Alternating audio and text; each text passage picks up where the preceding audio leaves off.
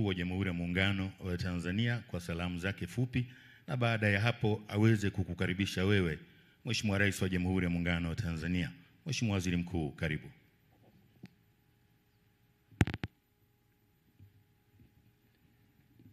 Jamhuri ya Muungano wa Tanzania. Mheshimiwa Dr. Samia Suluhu Hassan, Rais wa Jamhuri ya Muungano wa Tanzania, Mheshimiwa Dr. Doto Mashaka Biteko, Naibu Waziri Mkuu na Waziri wa Nishati, Mheshimiwa Dr. Tulia Ackson, Spika wa Bunge letu la Jamhuri ya Muungano wa Tanzania, Mheshimiwa Profesa Olisante, Mwakilishi wa Jaji Mkuu, Katibu Mkuu Kiongozi, Mheshimiwa Balozi Dr. Kusiluka, waheshimiwa mawaziri na mawaziri, waheshimiwa wakuu wa mikoa ambao pia leo mmeapa na wale ambao wapo, wakuu wa vyombo vya ulinzi na usalama, makatibu wakuu, naibu makatibu wakuu na watendaji wote serikalini, wanafamilia mlioko hapa, ni wasalimu tena kwa salamu za Jamhuri ya Muungano wa Tanzania. Mheshimiwa Rais, na majukumu mawili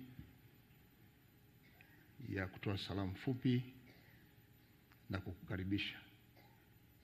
Naomba uridhie nianze kwa kumshukuru Mwenyezi Mungu aliendelea kutupa afya ya kuendelea kutekeleza majukumu yetu wakati wote. Pamoja na shukurani hizi kwa Mwenyezi Mungu, Mheshimiwa Rais, nikupongeze wewe kwa hotuba yako ya jana ulipokuwa unahitimisha Bunge, hotuba ambayo kwa kweli imeweka msingi imara, hasa kwenye kipindi hiki tunachoelekea kwenye uchaguzi mkuu. Imetupa mwelekeo wa kuwaeleza Watanzania yaliyofanywa na serikali yako.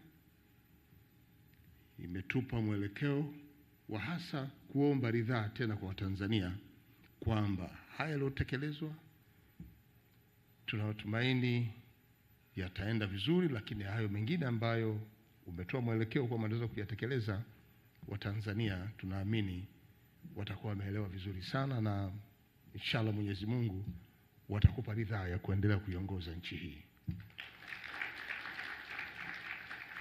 Mheshimiwa Rais, umefanya uteuzi kwa watendaji wetu na wasimamizi wa shughuli za serikali kwenye serikali yako. Naamini maelekezo ya msingi pamoja na ya msisitizo kwenye majukumu yao wanayotakiwa kuyafanya utawaelekeza wewe. Mimi ni kuhakikishia tu kwamba Mheshimiwa Rais amewaamini kwenye nafasi mlizopewa, kwamba mtasimamia na mtafanya yale ambayo Mheshimiwa Rais na kwa mujibu wa taratibu za serikali mtatekeleza. Nawaombea kila laheri, na hakika tunawapongeza kwa sababu uteuzi na mkuu wa nchi ni heshima. Kwa hiyo nenda mkasimamia hilo kwamba mmeheshimika, mmeaminiwa, na Mheshimiwa Rais anaamini kwamba mtatekeleza hayo yote ambayo atawaelekeza. Mheshimiwa Rais, tunatumaini watafanya kazi yao, na sisi ambao tupo tuhakikishie tutawapa ushirikiano wa dhati wakati wote wanapotekeleza majukumu yao. Mheshimiwa Rais, naomba sasa nitumie nafasi hii kukukaribisha uweze kuzungumza na hadhara hii na wale ambao wanatufuatilia kwenye vyombo vya habari. Asante sana Mheshimiwa Rais, karibu sana. Naomba kwa muda huu wote tusimame.